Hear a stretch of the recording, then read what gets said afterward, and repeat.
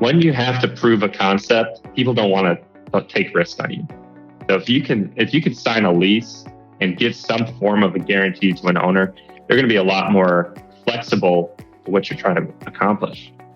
You go to a developer that has competition and they want a leg up. So you come in and you say, look, I know you're not finished with your project yet, but I can come in and give you 100% occupancy for 10 years before you even open. When you make that pitch, people are going to light up a little bit. They're going to hear you and say, tell me more. Some people will be skeptical. Some people will be excited. But that's really the beginning of the conversation. And once you do a few of them, you can really, again, snowball. You get more developers interested. Hello, everyone. My name is Chris Powers, and I want to thank you for joining me on the Fort Podcast today. This show is an open-ended discussion and journey covering real estate, business, entrepreneurship, and investing. I would love to hear from you by tweeting me at Fort Worth Chris on Twitter.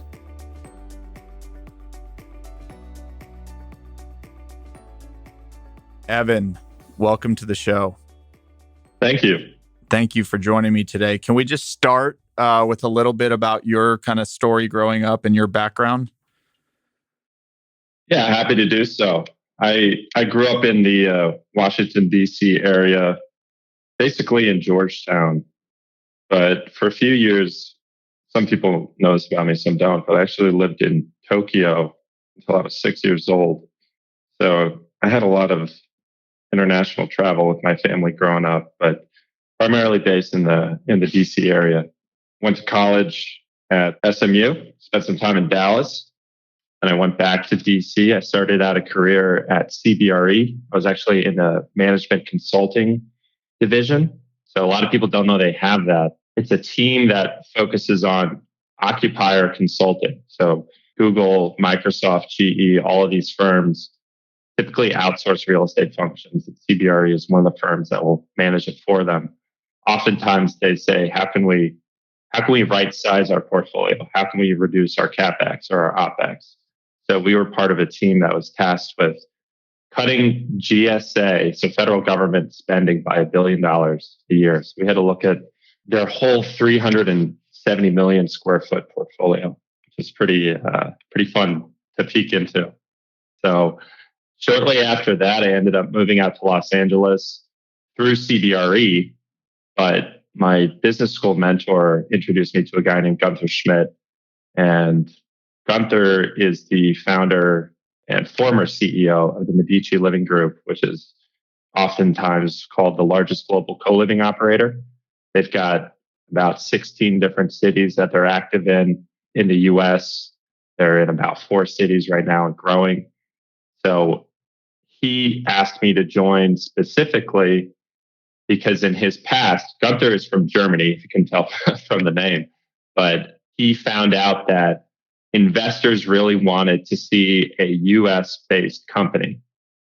They were discounting the fact that it was a Berlin headquartered company, and he wanted to simultaneously launch both the United States and Europe. So he brought me on board to basically launch the US platform.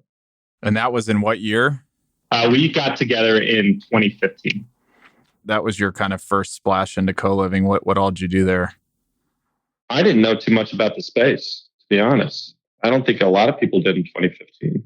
But Gunther had been doing it for a couple of years, where he would lease apartments in Berlin and furnish them to give to his employees. He had trouble getting people to move to Berlin because of the Berlin housing laws. He needed to have a German landlord's approval, right, or a letter of recommendation, or you need a German credit.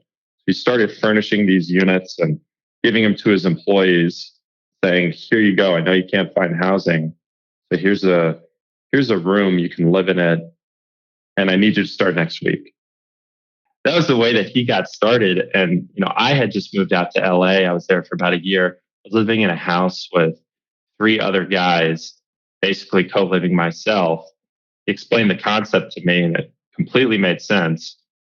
And I was at a point where I was really looking to jump into a startup. I had been investing as an angel investor in all kinds of companies that were. One of them was a food truck related app. I mean, I was all over the place, but I knew I wanted to be part of something that was explosive. So when he brought this opportunity, it matched my skill set, and I said, "Okay, let's do it." So the early days were explaining what the concept of co-living was. It was convincing investors that this is a viable product, that we could get institutional support. It really came down to finding the first deal, the first proof of concept project, which we ended up finding at 324 Grand Street in Lower East Side Manhattan. That was the first project we ever did. And it was actually the first full building project that Medici had ever done. So as part of an effort to really propel the company forward, we rebranded as Quarters, which is a brand you'll find. You go to quarters.com.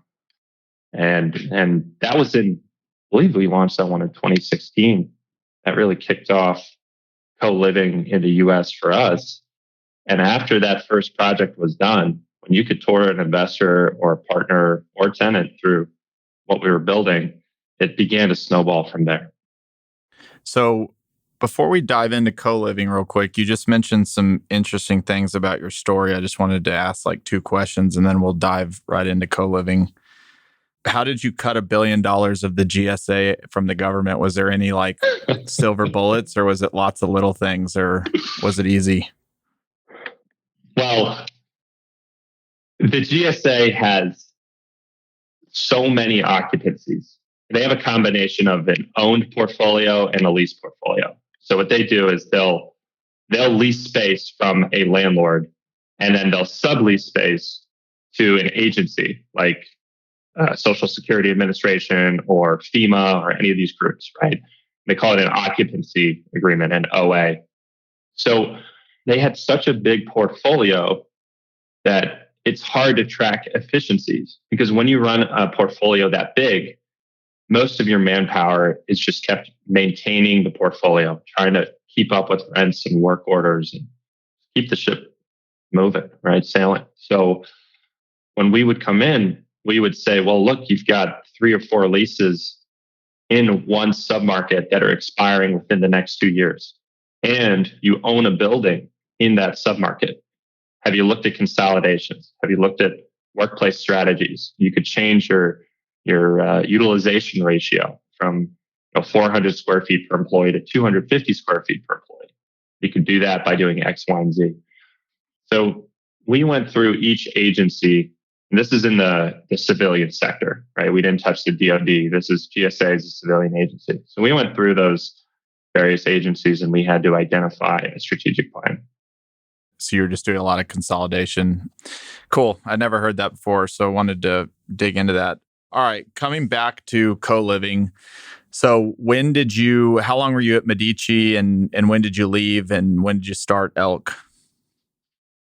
Yeah, so I was at Medici until about 2018. And after I left Medici, I joined a developer in Santa Monica, WS Communities. I was there for about a year in a dual capacity. I was both the CEO of their furnished housing operating company, and I was a managing director for equity and acquisitions. So after Medici, I spent about a year in the development world before deciding to go out on my own.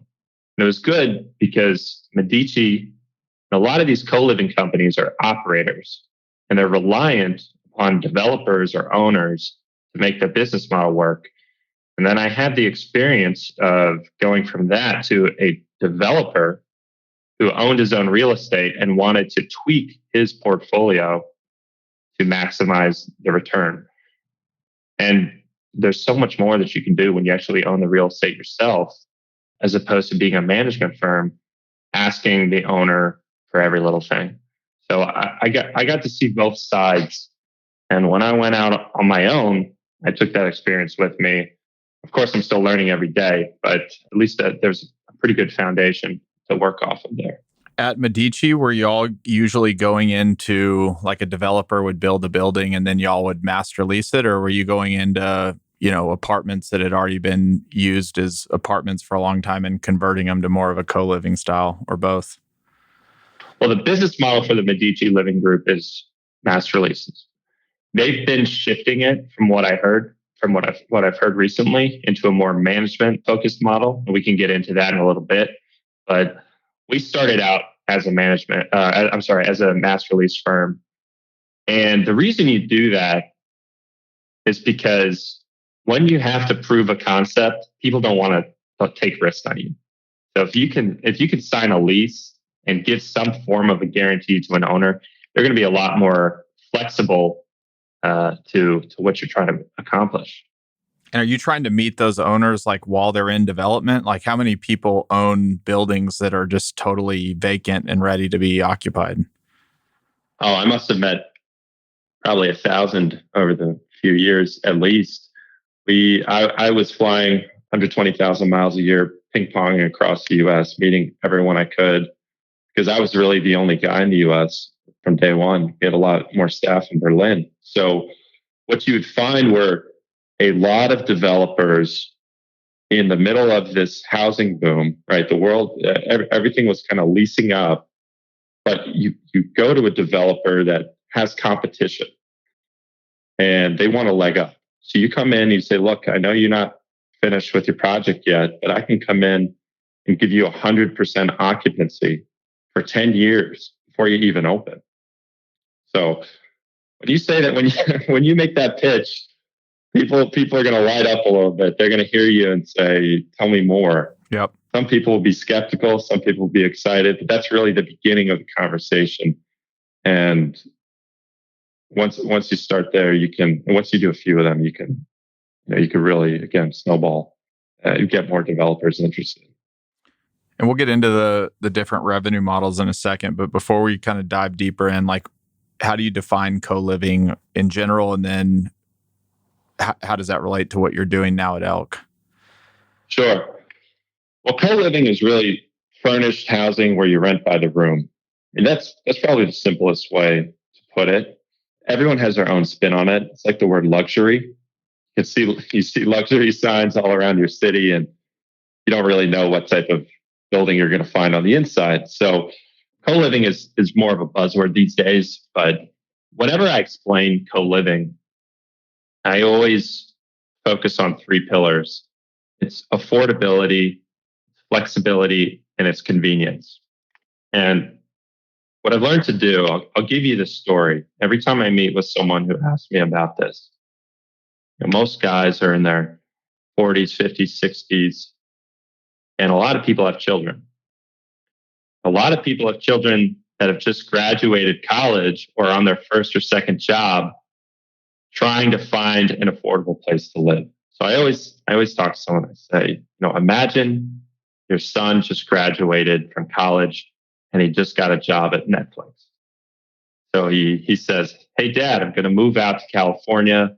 I'm going to live in Hollywood. I'm going to work for Netflix.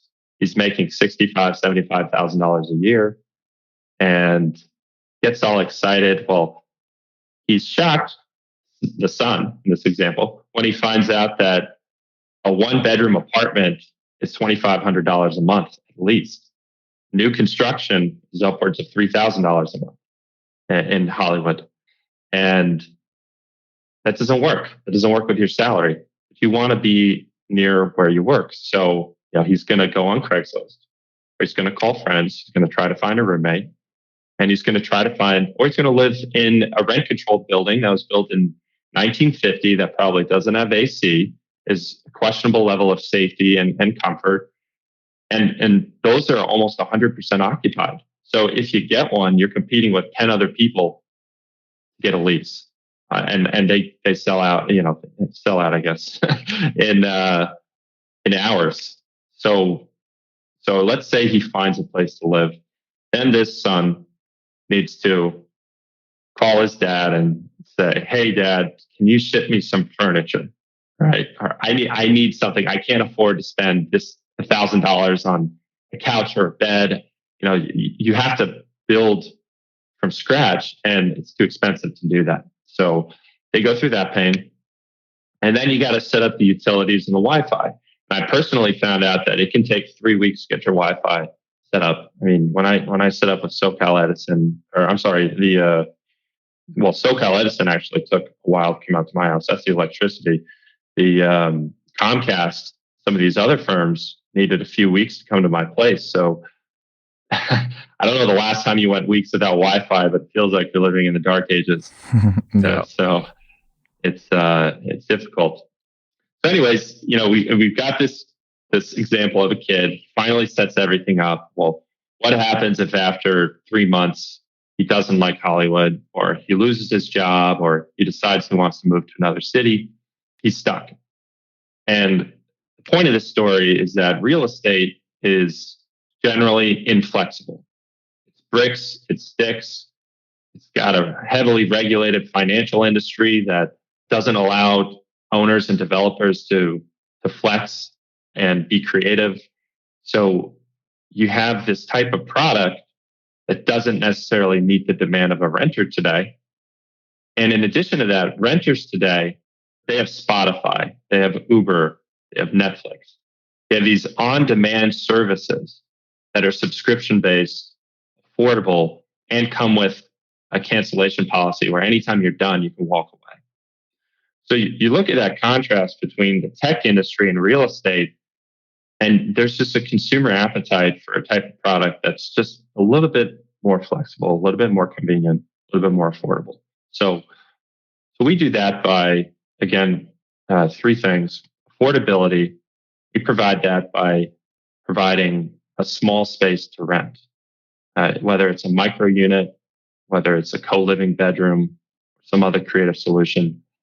On a rent per foot basis, it's very high for the developer, but on a total dollar basis for the renter, it's below market. So it's kind of a win-win, right? Yep. And how big is a micro unit or a co-living unit in your eyes? Well, what we provide anywhere from 100 feet to 300 feet. So it could be a very small bedroom all the way up to kind of a 300 square foot hotel room style suite. And then they're sharing the living room and everything with their other roommates?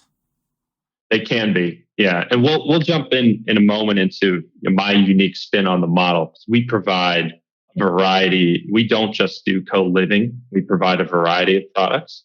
So they each have their own purpose. But yeah, you hit that affordability, right, by providing something small that is at a price point they can afford. You hit the flexibility by having lease terms that are typically less than a year. Can be 31 days, can be 90 days. And then you provide convenience because every unit comes fully furnished with Wi-Fi and utilities included in the price point and already set up. Yeah, let's dive into that. We can talk a little bit about kind of the different revenue models, but you mentioned earlier in the discussion that if you are actually an operator and you own the real estate, there's a lot more advantages to that. So maybe let's just talk about what you're doing and why there's advantages to that. And then I want to hear more about how like just a pure operator that's just signing a master lease, how they make money and how the developers make money. Yeah, sure. So my company, ELK Development, is now focused on what we call solo suites. And we've taken the concept of co-living and basically turbocharged it. So we've realized that residents want a combination of community and privacy. And the example that I'll give is at Medici Living, we found that renters paid $500 more a month when they had a private ensuite bathroom versus when they had to share a bathroom, right? So you hear a number like that, and you have to take that into consideration in your model because a lot of co-living operators have shared bathrooms. So what I do is we focus on providing as much furnished and flexible, affordable housing as possible through a combination of micro units. So it could be as small as 300 square feet, co-living units where people are living together communally, conventional furnished units for someone who might be on the go. And then we do oftentimes in some of our ground up development projects have room for just conventional apartment units. And what's important about being a developer and an operator is that at any point, I have the choice to furnish or unfurnish, to make it all inclusive or not all inclusive, right? I can adjust these units throughout the time that I own the property on my demand, right? And on the fly. So I don't have to run as co-living to make the business model work. It's increasing the ROI for the investment, but it's not necessary, right? That's really the power of being an owner operator. And when you think about the flex, you said the three pillars, but the flexibility, are you, as the operator and also as the owner, are you signing like a master lease with yourself to be able to provide that flexibility, or are you doing it lease by lease? No, we're doing it lease by lease. Got it. And you're designing these units to where you can kind of either furnish them or do different things with them as you kind of see how the project fills out and where the demand is? Yes, that's right. So they are designed as co-living units and micro units and conventional units. So we have the three different types. They're purpose-built, but we can choose to make them all inclusive or not, to make them furnished or not at any point. And the utility cost, as an example, can be $100, $200 a month in a unit. So if a renter didn't want to pay a premium, if they said, I want to bring my own stuff and I just want to pay for my utilities. A lot of people are very green these days, conscious about energy consumption. And, if that's how they want to live, then we can make that adaptation almost immediately. So just like 1 minute on just clarifying. So how do you define a micro unit? Something that's 100 to 300 square feet? Yeah, a micro unit, let's just call it less than 500 square feet. Okay. And that's coming, does that have a bathroom in it, or that has everything but the bathroom? A micro unit has everything a conventional unit would have. So a full kitchen with a place to sleep and live. Okay. And then co-living is, how do you define that? Co-living is going to be a collection of suites. So you may have a 4-bed, 4-bath, or a 4-bed, 2-bath. So each bedroom will have some form of a different level of build out, depending on who the operator is or the owner. But basically, they rent by the room, and outside the bedroom, everyone shares a kitchen or a living room or both. It's kind of like a college dorm. That's right. And then what's the percentage of people that are requesting a furnished place versus a non-furnished place? And has that changed since COVID? Well, most people are like the furnished option because it's actually cheaper than neighboring non-furnished options, right? So the idea behind the business model is again, the affordability, the flexibility, the convenience. If you can provide a furnished housing option cheaper than the neighboring Class A apartment building, it's a good value proposition. So during COVID, and we can jump into that too in a little bit, but COVID has been really interesting what's happened to the co-living space. It's largely mirrored conventional multifamily, right? So if you have 10% dip in rents on conventional multifamily, you're seeing the same in co-living. If you have a slower lease up in conventional multifamily, you're seeing the same in co-living. It hasn't been a disproportionately negatively impacted asset class. Got it. In this furnished units, are you renting the furniture or are you purchasing it? We purchase the furniture. So we build custom furniture through one of our providers. And then just digging in a little bit, and maybe as it relates to what you're doing, but then also let's just maybe think a little more broader, like industry. What amenities do you see in co-living that you don't see in a multifamily community, like a traditional multifamily community? Well, the most obvious amenity is inside the unit themselves, right? You have furnished all-inclusive housing. That is a massive amenity that you're providing to renters. you're going to have some kind of communal living area where people are hanging out and socializing, getting to know each other, or just generally living together, coexisting. So that in and of itself is a big amenity. But outside of the unit, you're going to see shared kitchens. So almost institutional quality kitchens, right? And dining halls where people can get together. You're going to see large living rooms where people can get together. You're obviously going to have gyms, maybe co-working spaces, lounges.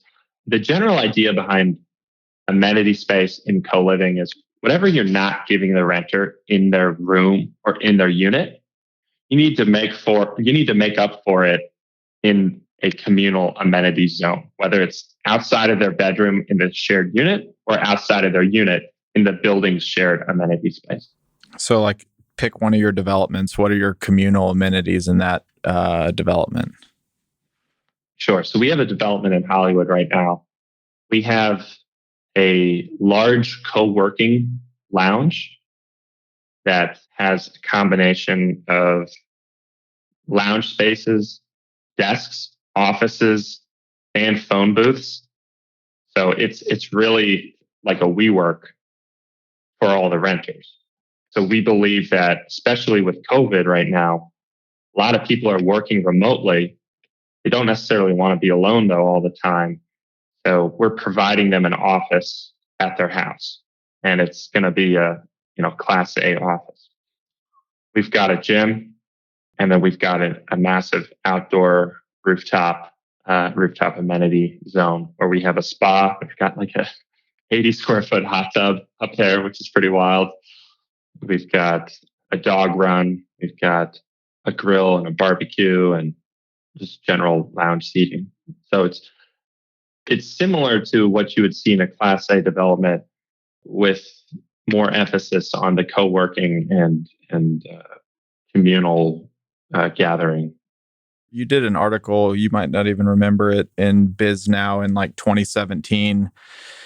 And part of it was around the sharing economy and how, I don't know if it was through technology, but as it related to co-living, that the sharing economy was kind of an amenity. Can you speak to that? Is that still a thing now in 2020, or do people share more in these co-living spaces or no?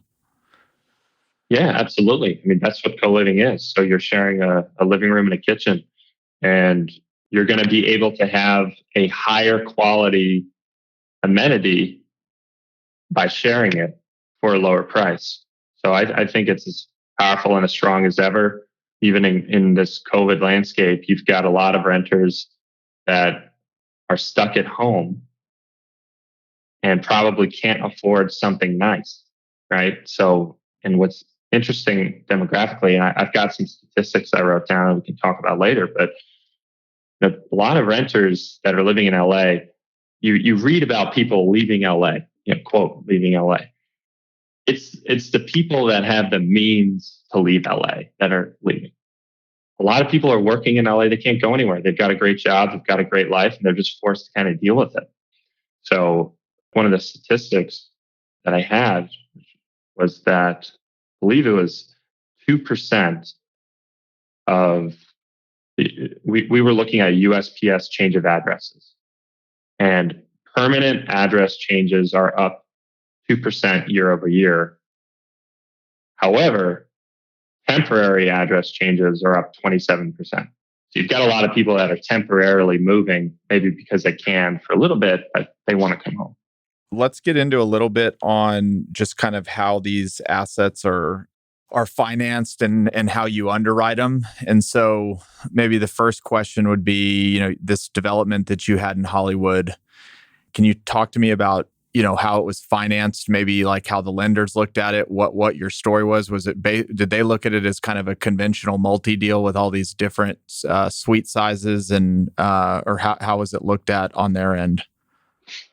Sure. Yeah. So the better example for us would be our Koreatown project. We're under construction right now. We just closed a loan about a month ago. And we had our lender looking at the project as co-living. So that project is 86 beds.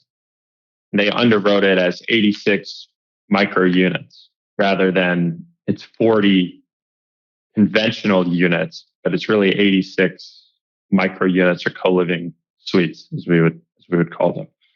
And the lender, it took a little while to get them to understand the concept. But once they did, and you compare our pro forma rents to the neighboring buildings' rents, they realized that what we had underwritten did make sense. And so they were able to give us conventional financing as a co-living project. This might be one of the first out there. I am sure that Common has done a few of these as well, but they didn't look at it. They didn't look at a fallback scenario. You hear that oftentimes where people say, well, what's the downside? What do I do if the co-living doesn't work out? And our lender did not do that. And my answer, I'm sure a lot of people have asked this, what's the downside? I get asked it personally all the time. Well, my answer is that you don't want to underwrite a conversion to conventional multifamily as a downside scenario.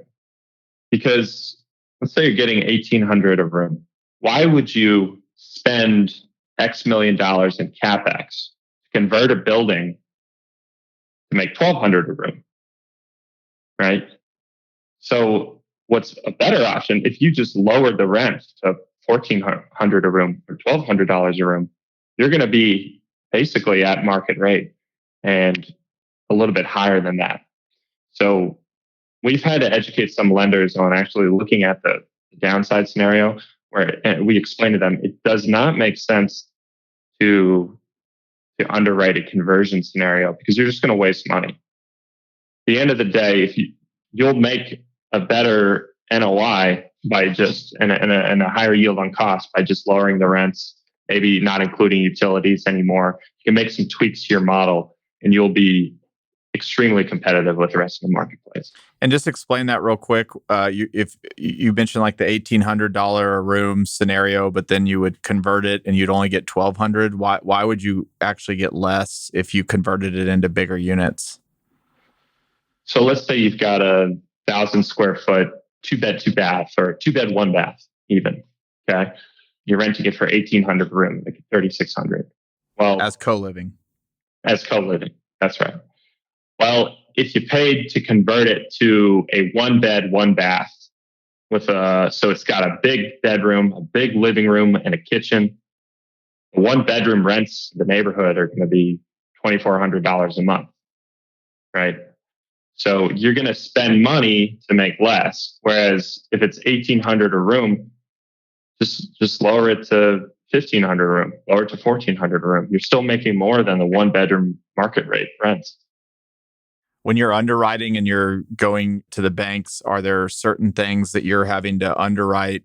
If, for example, CapEx for furnishings, or are you having to reserve extra capital at the bank? Like, is there anything kind of nuance there that's different when a bank's looking at co-living? Yes. So furniture reserves, similar to CapEx reserves, we'll call out furniture reserves specifically as an additional line item. Typically, you replace it every 5 years. But some of the things we buy have lifetime warranties. And that's important for people to take note of, that you can really save yourself if you've got a lifetime warranty on a product. The other thing that banks are going to see are your utility costs. That's the biggest differential between conventional and co-living. If you're going to pay for people's utilities, that's going to drive up your operating expenses pretty substantially.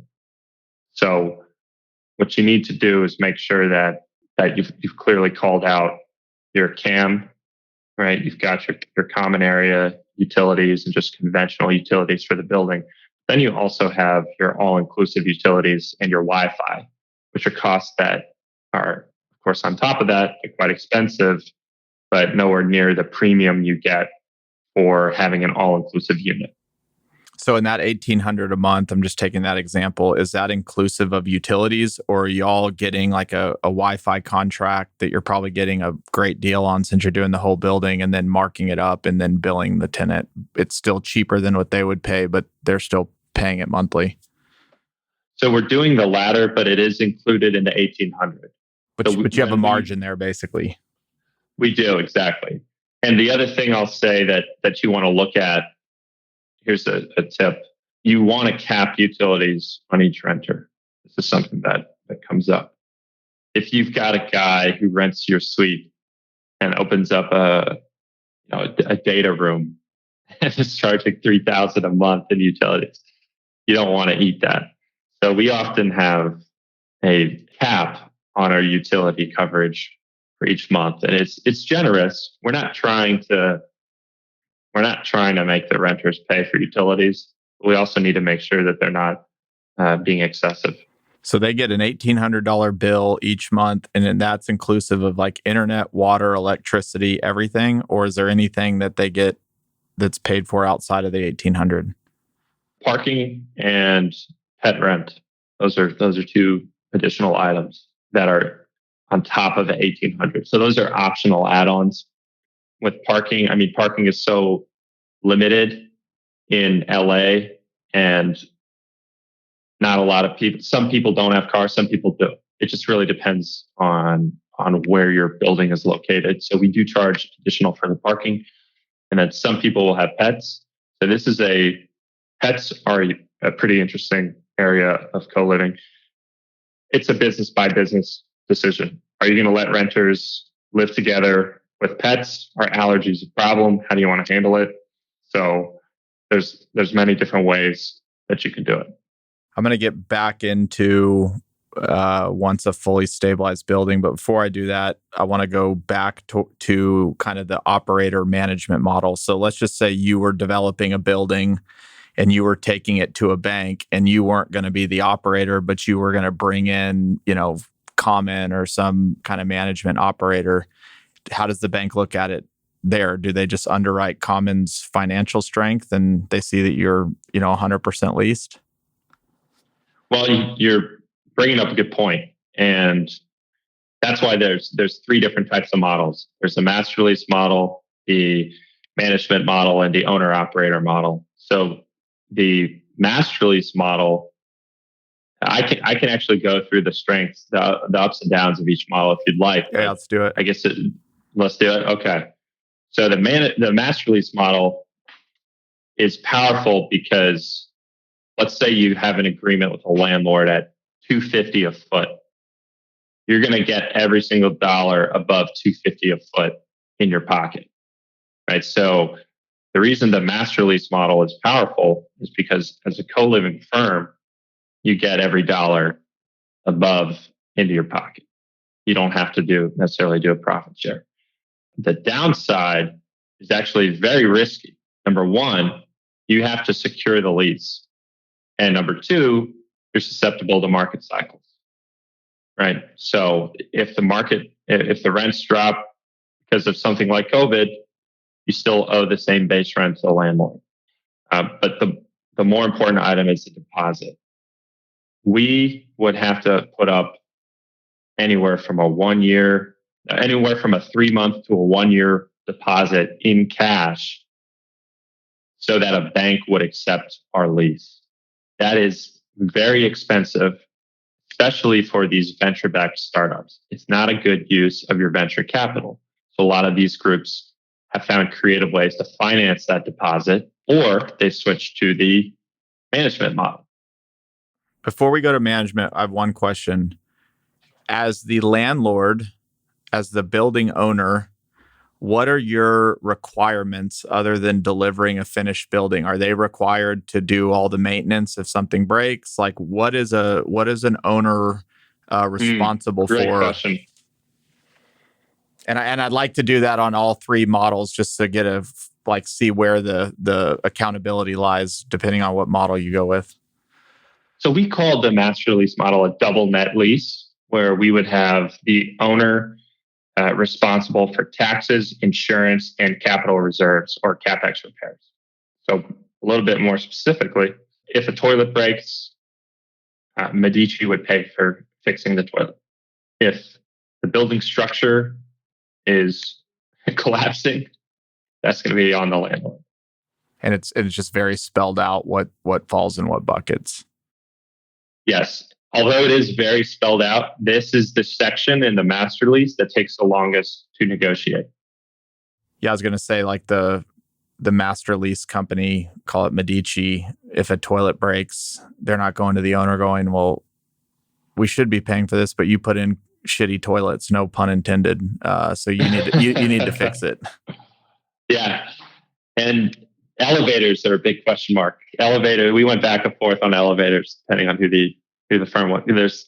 There's annual maintenance of elevators. It's kind of a CapEx, but it's kind of just part of regular building maintenance. So that's an example of one that was a gray area where you would negotiate back and forth.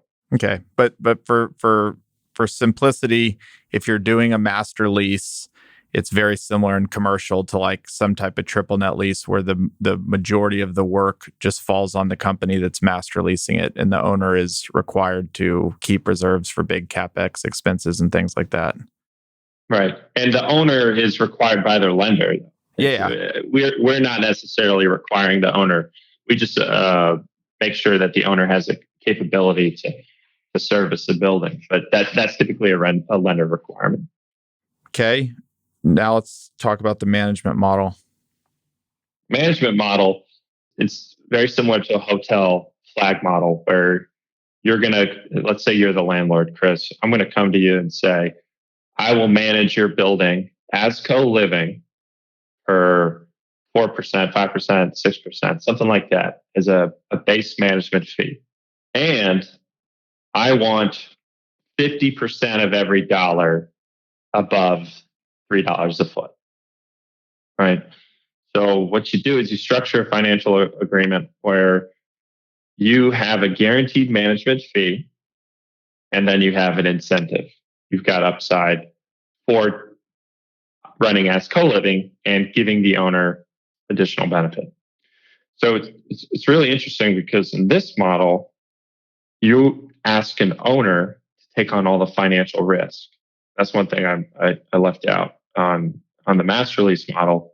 You're going to furnish the building yourself, and you're going to take care of everything yourself, right? They give you the building. On the management model, you have to ask the owner to convert his building to co-living, but he doesn't have a financial guarantee. However, he does have upside. So initially, the management model is very risky for an owner. When co-living was just coming out, you're asking an owner to take on all of this risk, but if you're unproven, it's very difficult for them to say yes. They're going to say, well, what, I got to spend an extra $1 million on a startup? What happens if you're gone in a year, right? But as the industry has evolved, groups like Common or Ollie or Star City, all these guys build a track record, and they say, look, here's my 10,000 beds right now. Here's how they're performing. Here's our historicals. So this model is stronger for the co-living company because they don't have to put up substantial CapEx or securitize a lease. However, the downside, that they don't make nearly as much money as they do if they were to do a master lease.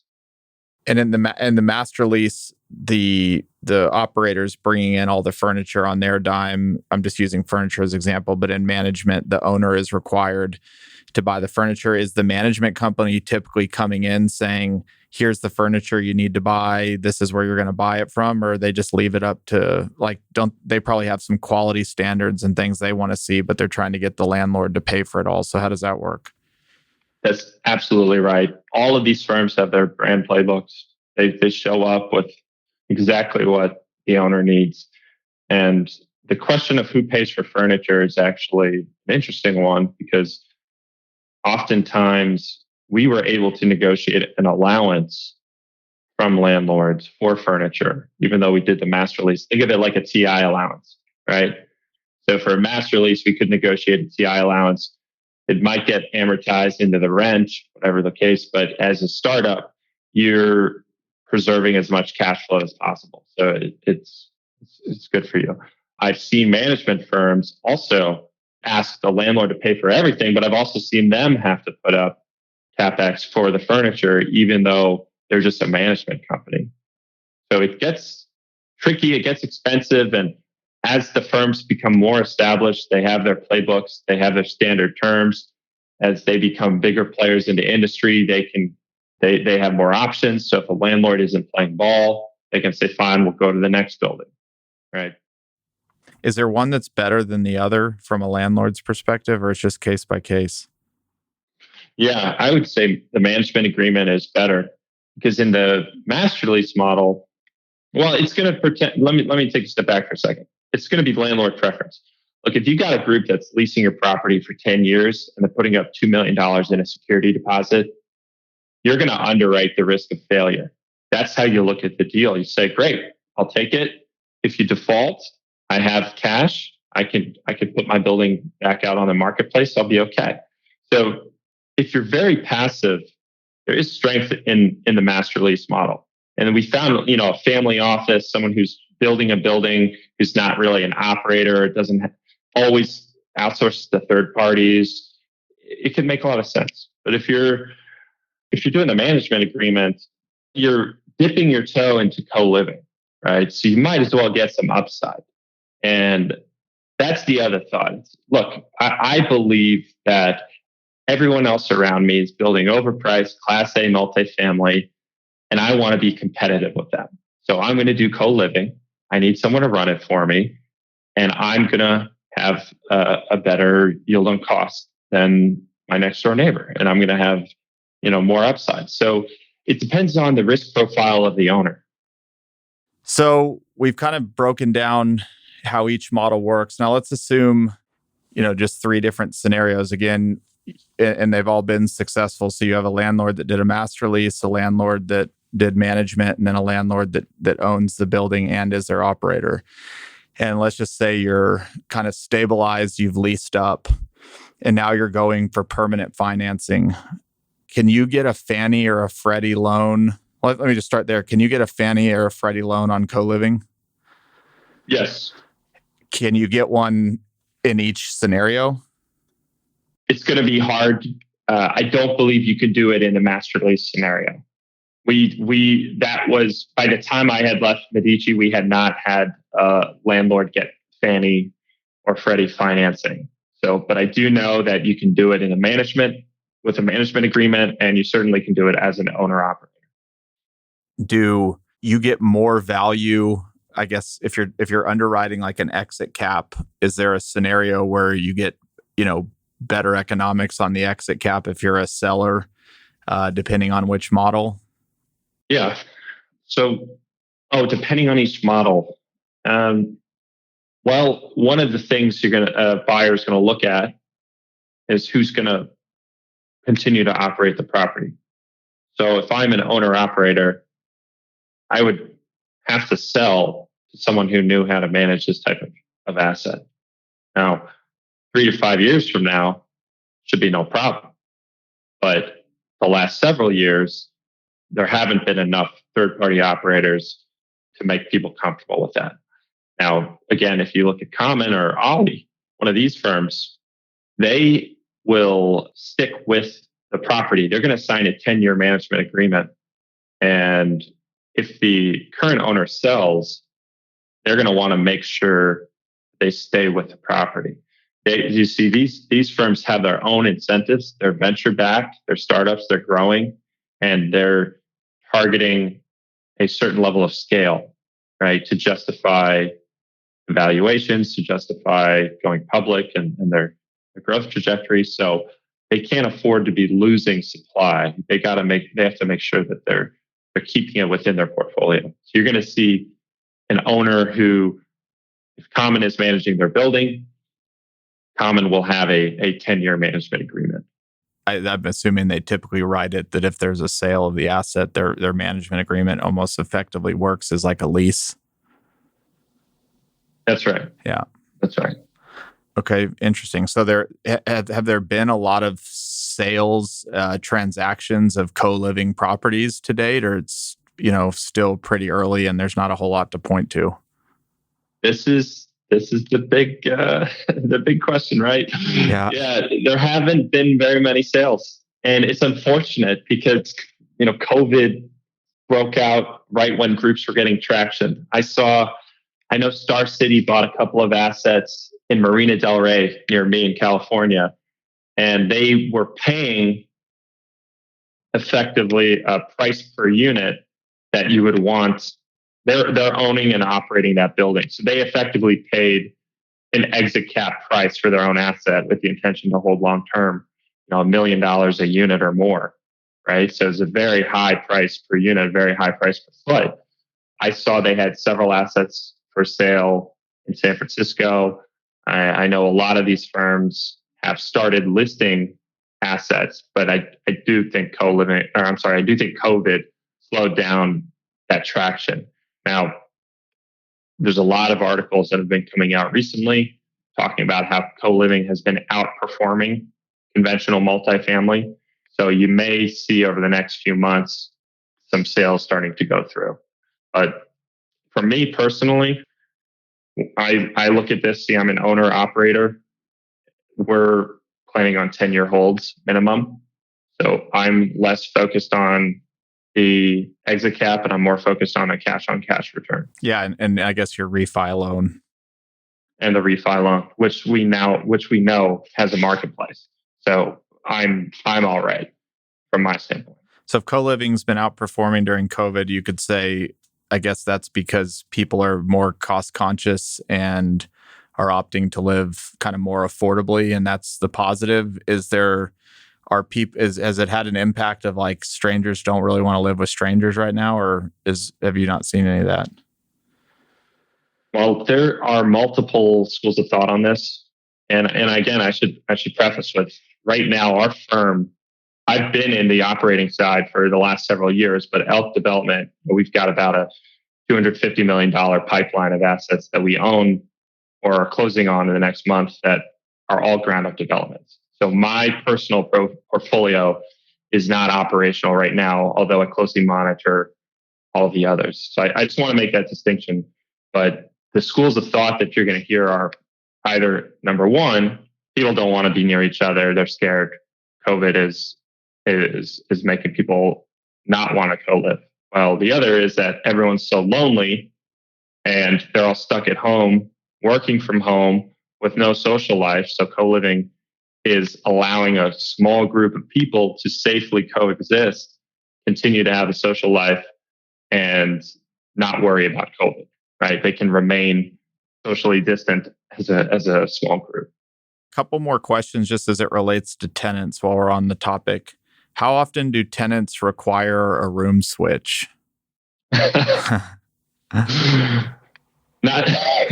very often. Okay. Now, the reason why, you have to eliminate friction points. So friction points are going to be noise and smell generally, and maybe a little bit of personality, but most of the people that are co-living are pretty cool, I got to say. So noise, we make sure that our buildings are as soundproof between bedrooms as they are between units, right? You don't want to have somebody hearing too much of what's going on in the bedroom next door. It's going to create a lot of disturbances. And then smells. And the last one, of course, cleanliness. So smells, if someone's cooking, you need to make sure that you've got good enough ventilation and that they cook a meal, it's not going to stink up the entire apartment, right?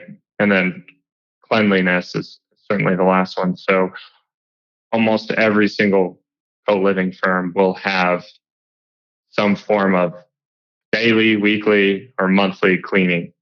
That is crucial to make sure that people are able to peacefully coexist. There's nothing worse than if you're clean, you're a neat freak, and you're living with someone who's a slob on two extremes, you're going to butt heads.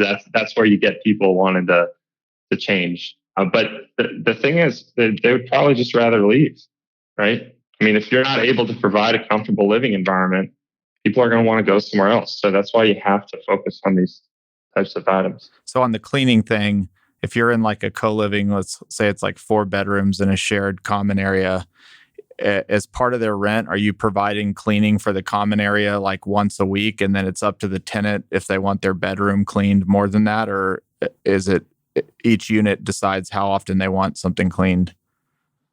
No, that's right. We provide weekly cleanings included in the rent, and they can pay an additional fee for the cleaning staff to go into their bedroom. Okay.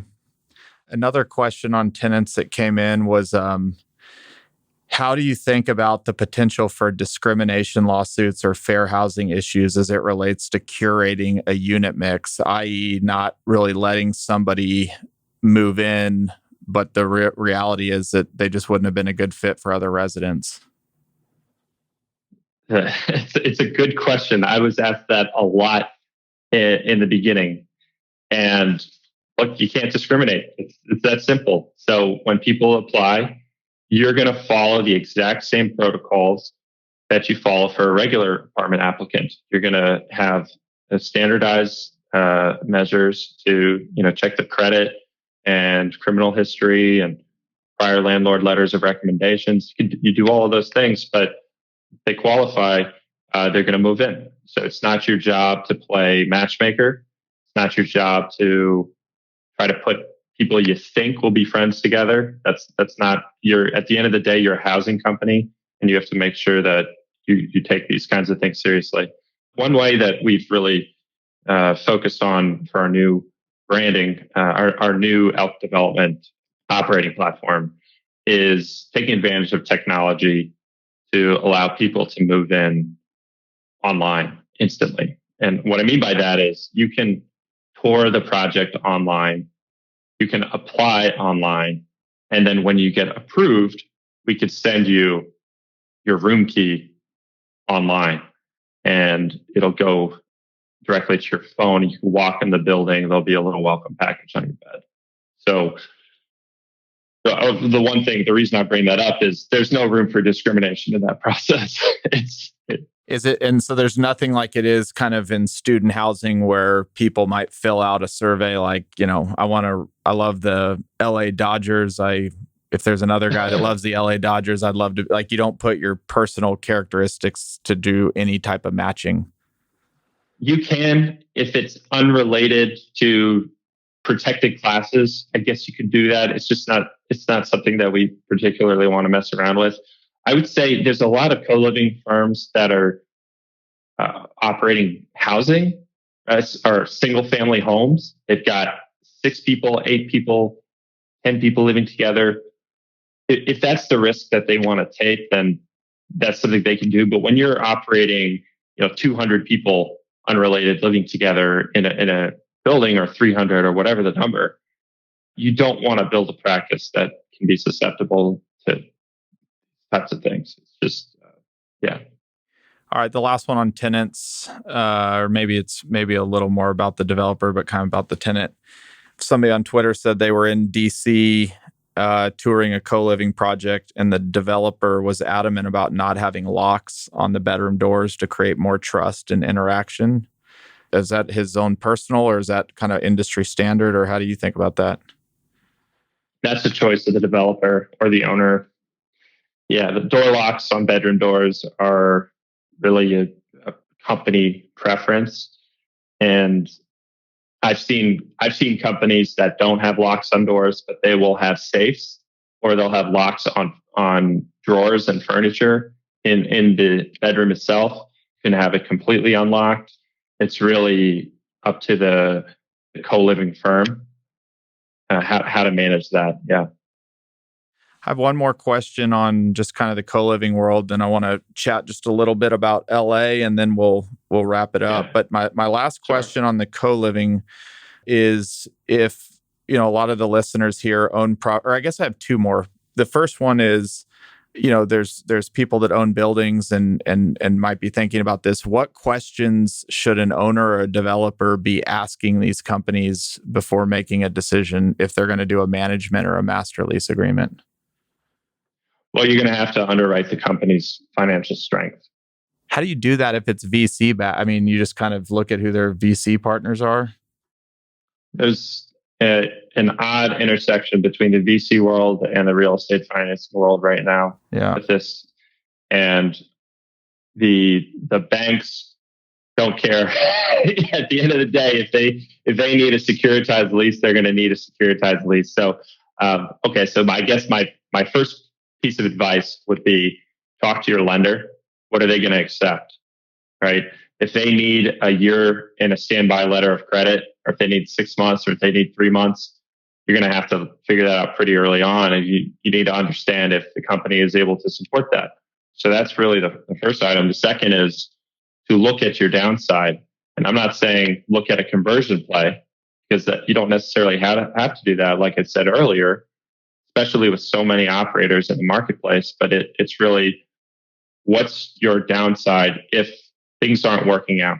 Are they slow? Is the market just not quite there yet? Are you leasing up in an off season? You're just going to want to treat it like a nice conservative investor, where you got to hedge your downside scenarios as much as possible. But the upside is ultimately going to be worth it.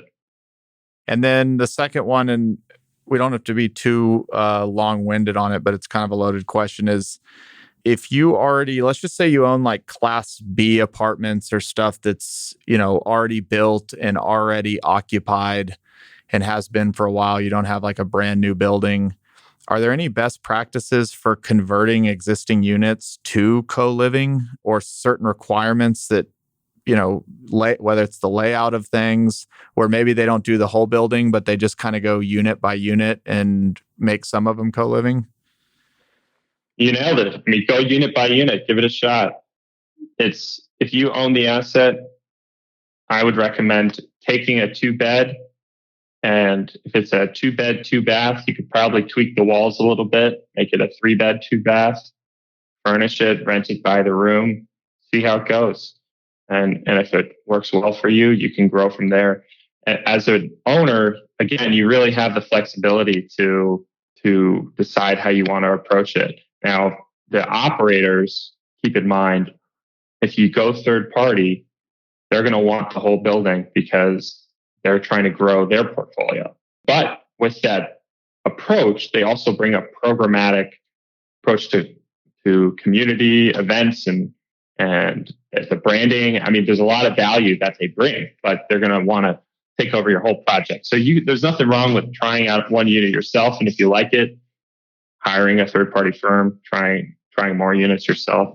There's a lot of ways you can do it. And is there any, and it's probably like city by city or jurisdiction by jurisdiction, but is there any like zoning challenges from taking a 2 to a 3 bedroom or? Yeah. So listen, New York is a tough city to work in, and props to all the people that started in New York, because it's very strict. It's, we're looking at stuff in Nashville, and I'm talking to my zoning attorney, and I asked him questions, and he goes, "We don't care about that. Why are you asking me that, Evan?" Yeah.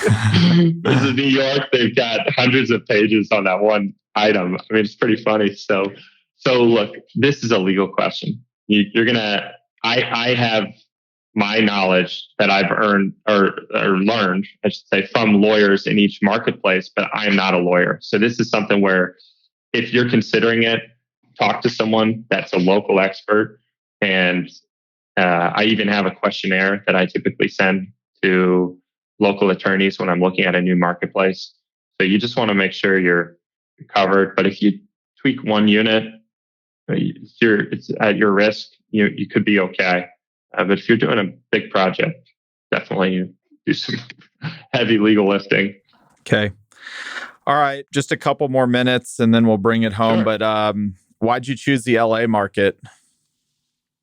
Well, LA's got a lot going on. And I actually brought some statistics, not just for LA, but for the US in general, why co-living, micro-units, et cetera, are here to stay. But LA is one of the biggest cities in the US. It's got a diversification of industries, and it's got the quality of life balance that people are striving for, especially in a COVID world. Look, if you're locked down this winter, would you rather be in 70 degree weather all day by the sun where you can surf and hang out, or would you want to be in Chicago frozen and you can't even go into a restaurant, right? So I think there's a certain appeal of the work-life balance for LA that drives people here. You've got the industries that are still doing well. Hollywood is active again. And, just here in Culver City where I live, Amazon Film Studios is building a $620 million film studio where they're bringing a ton of jobs. The streaming industry is on fire right now. Netflix is headquartered in Hollywood. You've got HBO, you've got Paramount. I mean, you've got all these entertainment. This is the the entertainment capital of the U.S. right here. People come here for a gig economy job to try to make something of themselves. So it just has that perfect combination of factors, make it really attractive. The other thing I'll say from Spencer Levy, who is the head of economics at CBRE, I had a conversation with him, and he has a podcast called The Weekly Take, which I get a lot of good data from. He mentioned that in Hollywood, they're filming at unprecedented levels on the lots because with COVID restrictions, they can actually control the environment on a Hollywood studio lot versus being out in a random city, how they used to film, right? So all of these firms have a backlog of shows they want to shoot, and these lots are perfect for it. Yep. I love it. Maybe just one more. I guess you kind of actually just nailed that question, which was just what's the bull case for LA? And you kind of just answered it. But if there was anything else you wanted to add there. Sure. Yeah. 230,000 new jobs in LA over the next 5 years, mostly high paying. There's a lot happening in this city. So I'll give you, if you're not opposed to it, I'll give you just a couple of quick statistics that I found really compelling. This is from the Concord Group, who we hired to do market opportunity analysis. They're basically market analysis on steroids. We try to use data for all of our big decisions. So over the next 10 years, 40 million Americans are going to turn 25, just a bit above the 39 million Americans that hit that milestone sometimes in the last decade, right? So you've got a lot of young professionals coming. In 20 years, the median age of first marriage has increased 2.8 years for females, 3.2 years for males. So that means a longer, quote, social life. Nearly 50% of millennials are living in cities right now, still. And finally, this is probably a mic drop one. The average net worth for all households in the US under 35 is $6,682. They're not buying houses anytime soon. So again, when you see migrations out of downtown, those are people that have a choice. So that's it. All right, couple quick ones, and then we'll call it a day. What is the best advice you've ever been given? So, best advice that I've ever been given is, we call it rule number 1. It's know your audience. I grew up playing music in bands, and you always have to know who you're playing for and who you're pitching. So wherever you are, if you have tenants, you're going to have different messaging than if you're pitching to investors, than if you're on a podcast, or you're doing all kinds of activities in life. It's really important to get to know your audience and what makes them tick. Is there a book, whether it's personal or business, that you love? Well, the book would be a pretty standard go-to one. It's Principles, Ray Dalio. That one, so helpful. And we really focus on transparency. I'd say 9 out of the 10 problems I've had in my career come from miscommunication or lack of transparency. If you had a billboard on the busiest highway in LA and you could put anything on that billboard for the world to see, what would you put on there? Be a goldfish. Be a goldfish. Be a goldfish. Yeah. There's this show called Ted Lasso. You got to check it out. It's on Apple TV. I will. It's a U.S. football coach who randomly gets told to coach a Premier League soccer team in the UK, fish out of water. And his players are fighting. They don't trust him. And he's dealing with the lack of teamwork, the lack of, commitment from everybody. Someone asks him about it, and he says, you have to be a goldfish. He says, they go, what does that mean? You got to have a 10-second memory and not take things personally. I love it. So yeah, there's a lot of people are taking, it's been a tough year for a lot of people. And I think you got to be a goldfish, be optimistic, look towards the future. I love it. Be a goldfish. All right. If somebody wants to reach out and check out your company or get in touch with you, how would they do that? I'm on LinkedIn, Evan Kasper. You can shoot me a note, and you can go to our website, elkdevelopment.com, or email us at info@elkdevelopment.com. Got it. Man, thank you so much for doing this and educating us. This was an awesome episode. I really appreciate it. Thank you, Chris. Thanks for having me. All right, buddy. We'll talk to you soon. Absolutely. Thanks. Bye. Take care.